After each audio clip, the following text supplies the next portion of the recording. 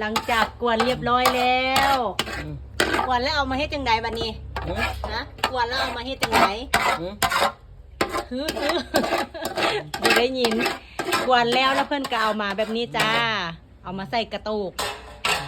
เอามาใส่กระโตกแบบนี้แล้วเพื่อนก็สิเอาไปตากแดดนี่แบบนี้นี่เทลงแบบนี้เลยเพื่อให้มันเป็นอันแผ่นบางๆเนาะเอาทาตัวนี้ให้มันเป็นแผ่นบางๆอะไรแบบนี้ให้มันอันเป็น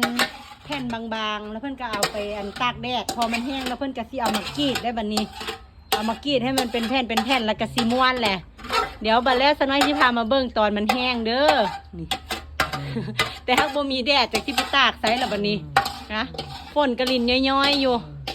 ฟ้าก็มืดๆจ้ะฝนลินย้อยๆอยู่เอาไปตากใส่เนาะบัดนี้เนาะบ่มีแดด